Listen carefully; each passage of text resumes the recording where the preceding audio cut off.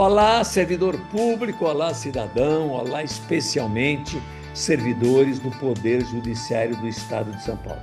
Estamos iniciando mais um programa Cidadania e Serviço Público, um programa da Federação das Entidades de Servidores Públicos do Estado de São Paulo, FESPESP. Vamos lá.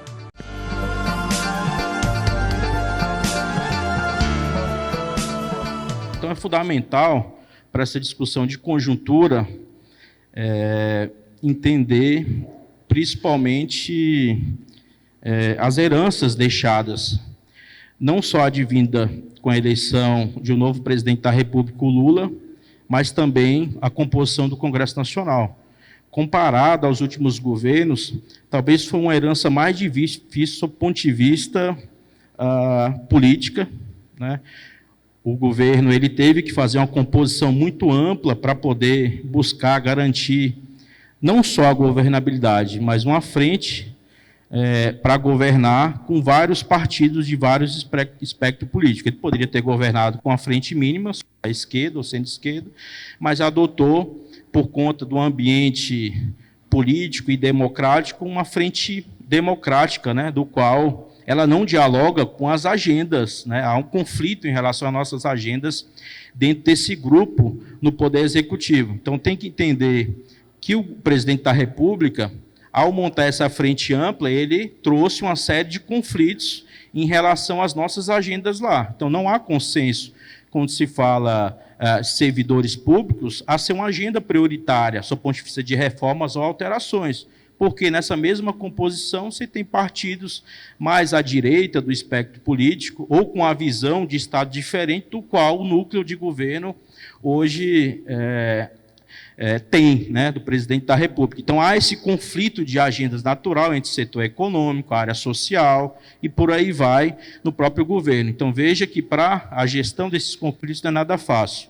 Outro aspecto extremamente relevante é que já assumiu com reformas feitas. Então, o governo atual tomou posse com um Congresso Nacional extremamente reformista, que começou uma reforma de Estado, né? Só não terminou a reforma de Estado não aprovando a reforma administrativa, mas aprovou um arcabouço fiscal, teto de gasto inicial, né? Aprovou, que isso colocou uma série de desafios para o Estado, principalmente na sua dimensão de força de trabalho. Então, houve uma redução do Estado, né, um congelamento do Estado num período, né, de 2016 para cá, fez as reformas trabalhistas e da Previdência, principalmente da Previdência, com muito impacto em relação aos servidores públicos, do ponto de vista impactando o valor do salário, do benefício, o tempo de contribuição desse benefício e pensões, enfim, e critérios que impactaram diretamente os servidores, além de um conjunto de mudanças que mudou o Brasil de hoje, sob o ponto de vista da terceirização, liberdade econômica, vários marcos regulatórios setoriais, seja da educação, saúde, segurança, aprovados, programa de investimento em privatizações, então avançou não só a Eletrobras, mas uma criação de uma série de subsidiárias de empresas públicas, né, com a lei das estatais permitindo, que moldou, né, trouxe essa herança, sob o ponto de vista legal ou legislativa, que o governo ele passou a atuar não como um agente propositivo, porque ele não enviou propostas para rever esses marcos regulatórios que são estruturais. Ele passou a atuar na defensiva em relação a esses assuntos, né? Então, é um aspecto relevante. Além disso, o mundo e o Brasil, uma mudança estrutural na base econômica, tecnológica, disputa por recursos públicos e o tamanho do Estado. Então, quando você vai discutir tamanho do Estado, teto de gasto, mesmo que a gente aprove, por exemplo, uma bela, como foi a reforma tributária, mas os ganhos, sob o ponto de vista de arrecadação, eles não podem ser utilizados para aplicar diretamente no fortalecimento do serviço público, ampliação de políticas públicas ou no salário dos servidores, porque existe um teto. Então, boa parte desses recursos vai estar sendo direcionado para a iniciativa privada, para o setor financeiro, enfim, para vários setores que, além, né, de políticas públicas, como a própria Previdência, elas vão ali se alvorando e pegando esses recursos que poderiam são importantes, mas aplicar para o fortalecimento do Estado e do serviço público. Então, enquanto você tiver uma discussão de teto, arcabouço, tudo que é produto que melhora a eficiência do Estado de arrecadar, você não consegue trazer para beneficiar na ponta a sociedade dos servidores. E a desregulamentação do trabalho dos direitos, que é o que passa hoje na discussão do Congresso Nacional quando fala de reforma administrativa. Isso aconteceu com o trabalho. Então, olha, não está se mudando nada da Constituição, mas se está desregulamentando esses direitos ao regulamentar.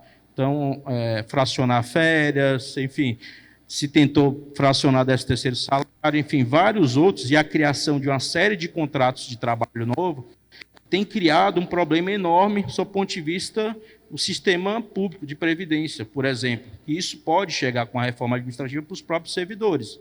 O próprio STF já avançou questão do fim do regime jurídico único. Mas vem um sistema privado, que é a referência para o público hoje, na discussão dentro do Congresso, eles querem ampliar a terceirização, veja a pejotização, que talvez seja o pior momento se avançar isso, muito pior que a terceirização nessa discussão, trabalho intermitente, enfim, uma série de contratos de trabalho em que colocou, né, uma parte dos trabalhadores na informalidade.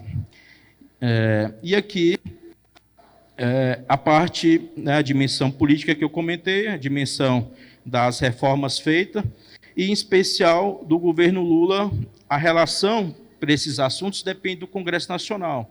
Então, essa relação, sob o ponto de vista em que o presidente da República, quando era eleito, ele conseguia montar maiorias para governar no Congresso Nacional, essa realidade não existe mais depois do financiamento público de campanha e, em especial, mais recente, com as emendas individuais. Então, dificilmente hoje, com o fortalecimento e o protagonismo do Legislativo que fez essas reformas, desde o Rodrigo Maia para cá, foi pressão do Legislativo, não foi reformas vindo do Executivo, né? Vocês lembram a Agenda Brasil, o programa do MDB Ponte para o Futuro, enfim, são temas, aqui eu coloco, que moldam essas heranças, que colocam uma série de dificuldades para o presidente de implementar a sua agenda num Congresso Nacional muito fortalecido. Então, para não alongar muito em relação a esse assunto, mas pontuar que numa análise de conjuntura e nessa correlação de forças, a gente tem que ver que as instituições hoje, principalmente o Legislativo,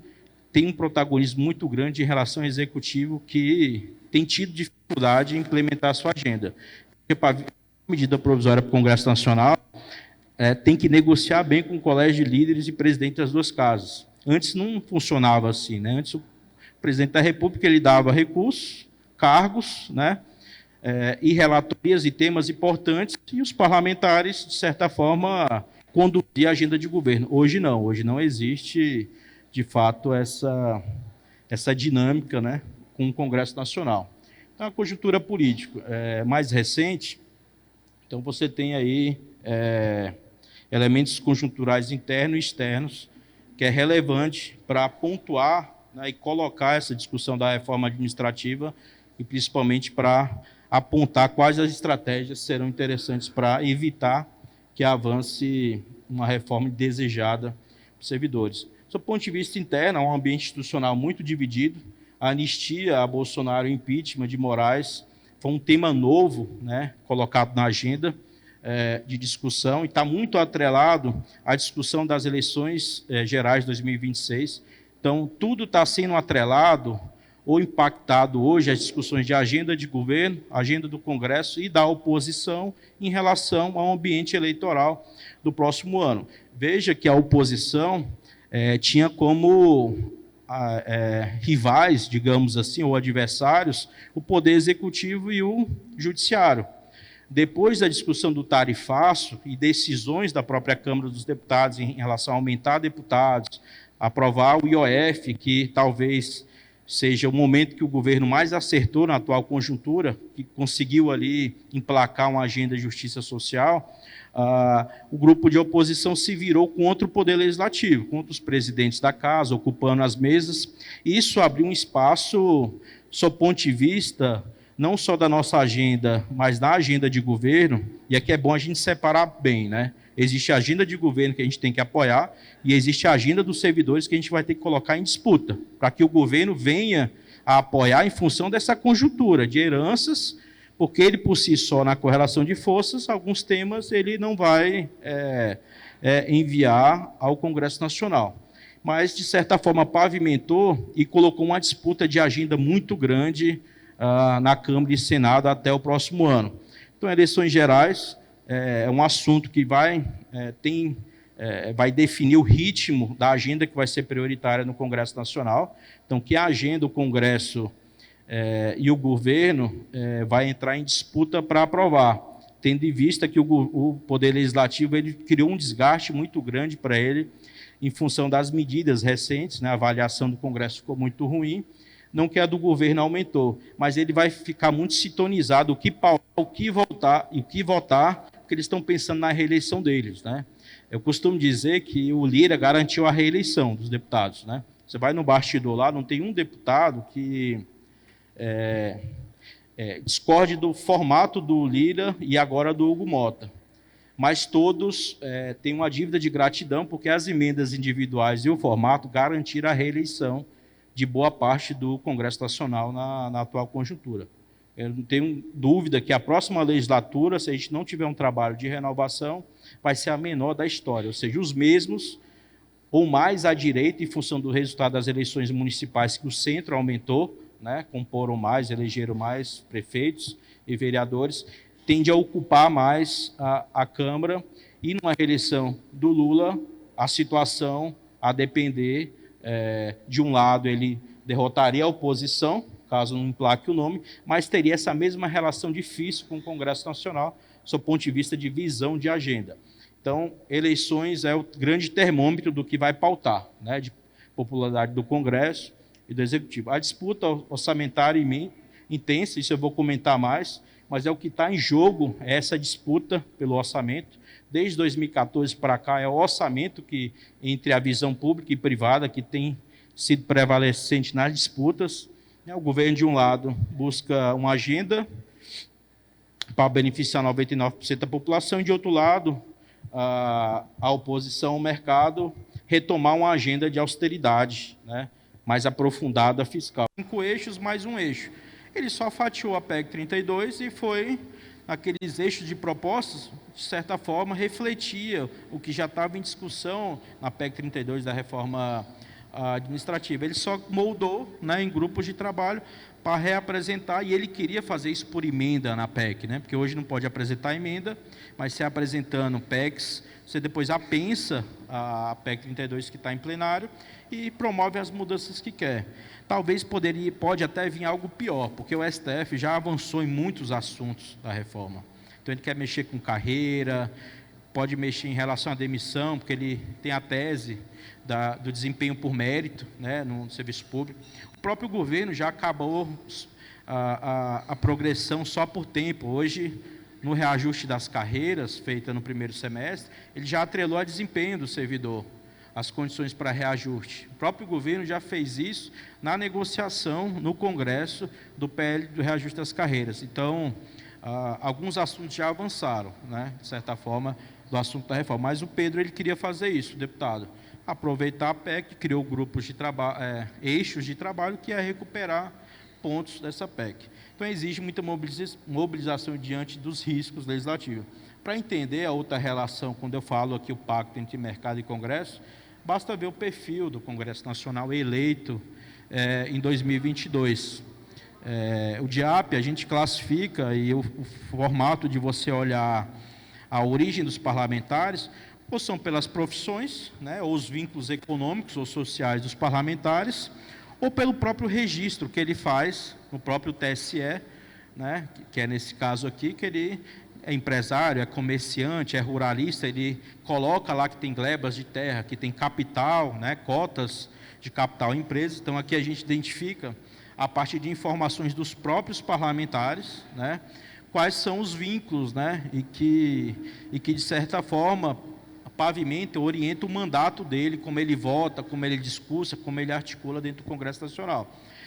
Então, você tem o primeiro grupo econômico, o segundo grupo profissionais liberais e o terceiro grupo de servidores. Então, o DIAP sempre divulga isso, né, na radiografia do Congresso Nacional, para entender um pouco e aprofundar na composição do Congresso Nacional. Veja que dos 513 deputados, 186 eles declararam à Justiça Eleitoral que são empresários, ruralistas e comerciantes. Isso representa 36% da composição da Câmara, né? No grupo 2 de profissionais liberais, advogados, economistas, jornalistas, são 136, né? Ou seja, 26%. Boa parte dos profissionais liberais tem uma tendência de votar mais e ter mais acordo em relação à agenda do ambiente de negócio ou do setor empresarial. E servidores públicos, a gente tem 71, que se declararam, mas chega maior essa bancada no Congresso Nacional, a 122, que são servidores públicos, né, seja policiais militares, professores, bancários, enfim, auditores, enfim, todas as carreiras, né, do ponto de vista da União, e Estado e município também estão representando. Então, aqui você olha um pêndulo muito desfavorável, né? Então, você tem aqui boa parte, 69% do Congresso, são representantes que têm ali como influência para o seu mandato os interesses do setor privado. Essa é a verdade. Então, esse dado revela como essa correlação hoje, né, que se aprofundou aí o pacto, a gente vai precisar conversar muito, pressionar muito para que avance. Isso é no Senado. O Senado é pior ainda, esse cenário, né? Dos 81, 39 são declarados como empresários, ruralistas e comerciantes, profissionais liberais, advogados e etc., 26, e servidores 5, né? Policiais, militares e por aí vai.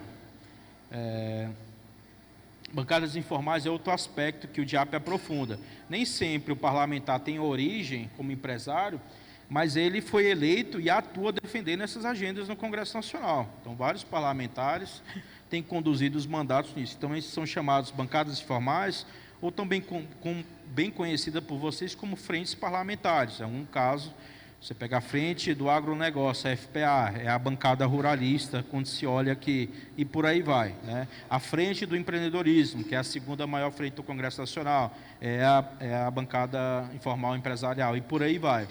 Então, você tem 178 deputados, né, que defendem ali, né, a agenda, 34%, ruralistas 57%, né?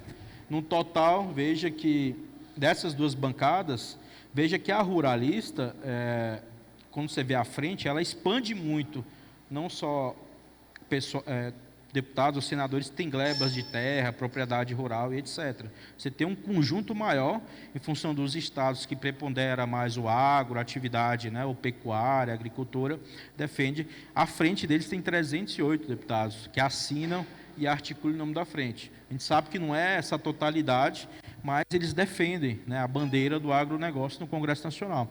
Mas veja que aqui, né, quase 70%, ou 273, são orientados no mandato a determinadas agendas, né? Senado também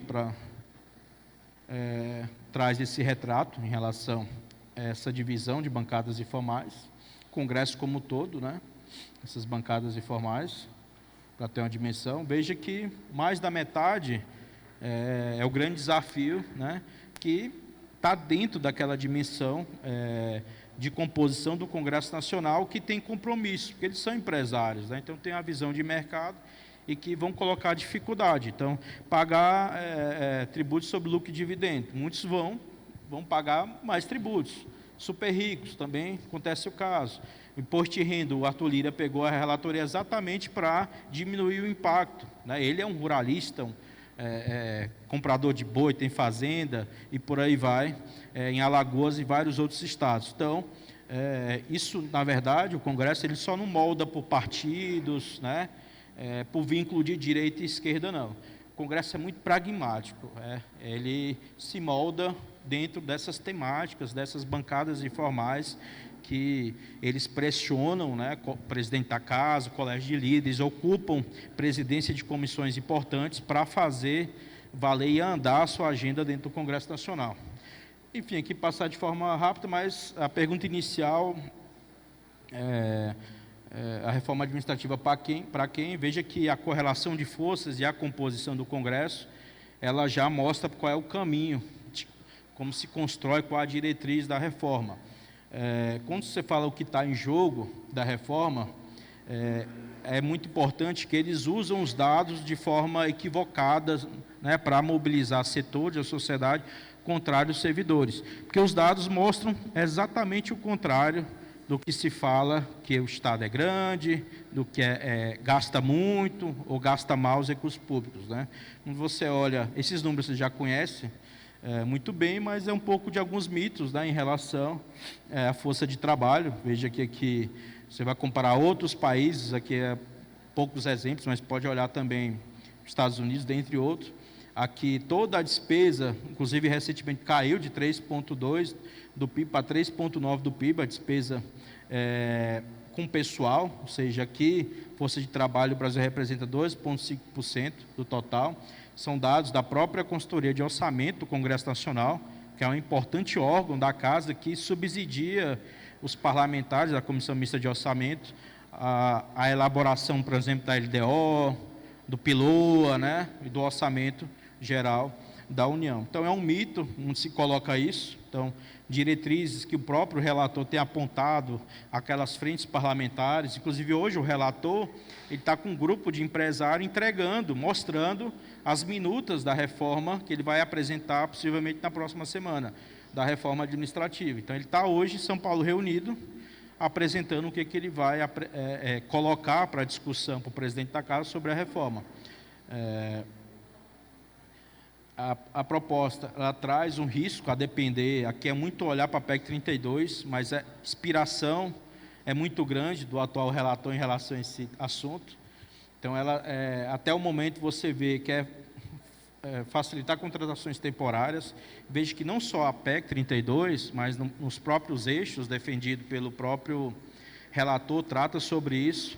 O próprio STF, em função da própria mudança do regime jurídico único, colocou aí outras opções para contratação, ampliar a temporária, ou por empresa, enfim. Falta só eles aprovar um projeto do Senado, PLP 162, que muda o conceito de despesa com pessoal, que tira empresas, enfim, contratos, OS, dentro do limite de gasto de 60 a 50, estabelecido pela Lei de Responsabilidade Fiscal. Então, isso abriria todo o eixo para fazer igual a reforma trabalhista. Você não vai fazer concurso, você vai contratar empresas ou formatos de contrato temporário para dimensionar, eles usam muito esse termo, a necessidade, enfim, né, do serviço público. Então, colocar, está muito claro, é uma vontade muito grande de colocar alguns serviços públicos, sob o ponto de vista de educação, saúde, para a iniciativa privada. Pega São Paulo, pega Paraná, que você olha os estados de disputa, o próprio Distrito Federal fez isso, saúde aqui, criando o IGES, né, para fazer essa administração em relação aos serviços públicos. A gente não tem desacordo em relação ao conteúdo, né, tem desacordo em relação ao conteúdo, mas também há propostas, né, que deveriam ser colocados ou por a gente ou pelo governo para pressionar e disputar essas agendas dentro do Congresso Nacional. Hoje eu sinto muita falta do governo, e ele faz isso por conta daquela herança que eu comentei, da frente ampla, que ele não quer tomar iniciativas para que o mercado ou o Congresso reaja ao governo em relação a algumas pautas. Só que, veja, a discussão do imposto de renda foi exatamente isso, e você trouxe a opinião pública, mesmo num contexto desfavorável, a apoiar essas iniciativas. Então, falta um pouco do governo usar a principal dimensão do governo, do presidente da República, não só de chefe de Estado, mas de chefe de governo, é que ele tem acesso aos meios de comunicação, pauta a discussão na opinião pública. Então, colocando mais agendas, a gente sempre brinca, às vezes a derrota vai ser uma vitória. Vai mudar a reforma trabalhista, ok. O Congresso vai decidir se ele quer permanecer ou mudar. E depois ele vai prestar conta com o eleitorado em relação a essas mudanças. Então, falta mais usar esses instrumentos sob o ponto de vista de agenda. Porque quando você não coloca as redes sociais, veja que as redes sociais da oposição, eles têm dificuldade em se contrapor à agenda da justiça fiscal, em relação ao imposto de renda, jornada de trabalho, a redução. Então, está usando só agora esses mecanismos, poderia ter usado antes, né, e ter trabalhado uma construção e ter avançado em mais temas na agenda nacional. Mas, enfim, aumentar cargos comissionados, reduzir, retirar direitos dos servidores. Veja que é curioso, isso não coloca, mas quando você olha o serviço público e o Estado, olha a relevância. E pode ser uma grande responsabilidade fazer mudanças em que vai afetar na ponta a sociedade. Porque a iniciativa privada, ele vai naquilo que... Ele não vai para o município lá, pequenininho, para oferecer o seu serviço. Ele vai concentrar em lugares que têm lucro, enfim, tem melhor retorno financeiro. Você pega aqui, ó, cerca de 160 milhões de brasileiros que não têm plano de saúde privado, ou seja, dependem exclusivamente do SUS.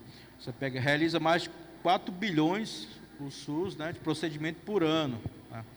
É responsável por 90% dos transplantes realizados no país. Essa mudança de colocar para iniciativa privada ou concessão, será que vai reverter, dar esse acesso? Se está condicionado muito à ascensão econômica e social das famílias, das pessoas, tenho dúvida. Isso é serviço público na ponta. Educação pública. 84% dos alunos da educação básica é público, não é privado. Então, você vai conceder ou vai... São Paulo tentou-se muito isso, né, em relação a abrir para a iniciativa privada, mas essa realidade, ela dificilmente vai ser alterada ou piorada, do seu ponto de vista da amplitude da rede.